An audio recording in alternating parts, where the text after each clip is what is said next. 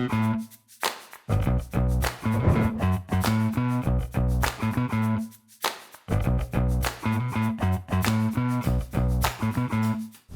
जब मैकडॉनल्ड्स के आउटलेट्स को देखती हूँ तो ख्याल आता है कि इस फूड चेन के बिजनेस मॉडल में ऐसी कौन सी खास बात होगी जो महज अपने बर्गर्स के बुनियाद पर ये कंपनी एक ग्लोबल एम्पायर बन गई। मैंने मैकडॉनल्ड्स के बारे में फैक्ट्स चेक किए और यकीन मानिए जितना पढ़ा उतना मजा आया और सोचा कि एक आम सा इंसान एक छोटे से स्टार्टअप को किस तरह बड़ा बना सकता है अगर सही फैसले सही वक्त पर किए जाएं। सोचिए, एक आम सा बर्गर जो दुनिया के तकरीबन हर मुल्क में एक जैसा जायका, ना आपको शेफ जानना है ना जुबान समझनी है, ऑर्डर करें और बस। लेकिन सवाल ये है कि एक फास्ट फूड चेन इतना बड़ा बिजनेस कैसे बना। जानते हैं शुरू से लेके ग्लोबल एम्पायर बनने तक का सफर।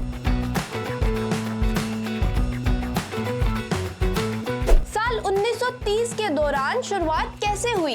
कहानी हमें लेकर चलती है साल 1937 के अमेरिका में, जहां दो भाई थे, रिचर्ड और मॉरिस मैकडॉनल्ड। ना अरबपति ना बिजनेस टाइकून, बस आम लोग जिन्होंने एक छोटा सा हॉट डॉग स्टैंड लगाया। कुछ ही वक्त में उन्हें समझ आ गई एक बात, लोग क्वालिटी नहीं स्पीड और सस्ता खाना चाहते हैं।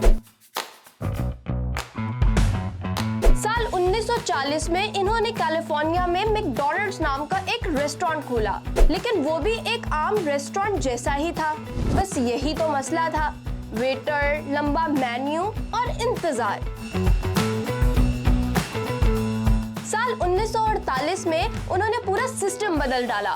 उन्होंने सोचा अगर हम किचन को फैक्ट्री बना दें तो, और फिर आया स्पीडी सर्विस सिस्टम, यानी चंद आइटम्स, एक ही साइज, एक ही जायका, लेकिन निहायत तेज सर्विस के साथ। ये वो लम्हा था जब फास्ट फूड वाकई ही फास्ट बन गया।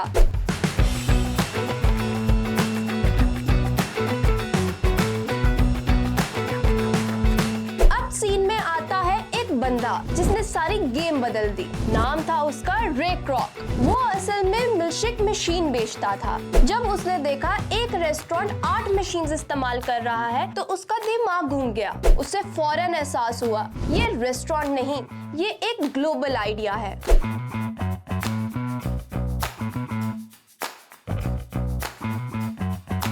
रे क्रॉक ने कहा ये ब्रांड हर शहर में होना चाहिए। तो 1955 में इसने पहला मैकडॉनल्ड्स फ्रेंचाइज खोला, मगर एक शर्त के साथ, और वो ये कि हर जगह एक जैसा बर्गर, एक जैसा जायका, एक जैसा एक्सपीरियंस। यानी आप न्यूयॉर्क में हो या टोक्यो में, मैकडॉनल्ड्स हमेशा सेम वाइब, सेम टेस्ट देता है।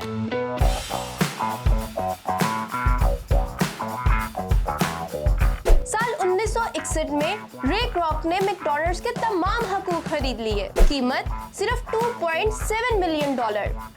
आज सोचे तो ये बिजनेस डील हिस्ट्री की सबसे बड़ी गलतियों में से एक थी। Branding is equals to power. Gen Z's की जुबान में कहूँ तो brand is everything. Golden arches, Ronald McDonald का mascot, happy meals toy, kid meals, ये सिर्फ खाना नहीं, ये ब्रांड बेच रहे थे, वो भी रिकॉल वैल्यू के साथ।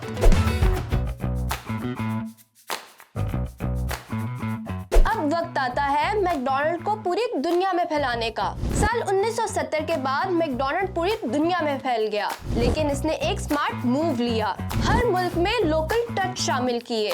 मिसाल के तौर पर इंडिया में नो बीफ, जापान में राइस एंड टेरियाकी, पाकिस्तान में स्पाइसी बर्गर। ग्लोबल ब्रांड लेकिन लोकल फ्लेवर।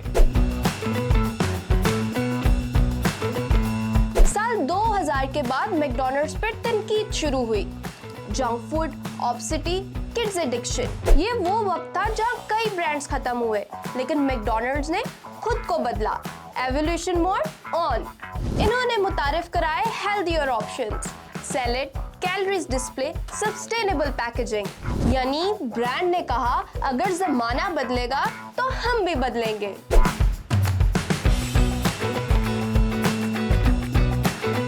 100 से ज्यादा ममालिक, 40,000 से ज्यादा आउटलेट्स, रोजाना करोड़ों कस्टमर्स। ये बर्गर कंपनी नहीं, ये real estate giant, branding machine, system based empire है। मैकडॉनल्ड्स हमें एक बात तो सिखाता है, सादा आइडिया भी बड़ा बन सकता है। सिस्टम, टाइम, कंसिस्टेंसी, ये सब कुछ है।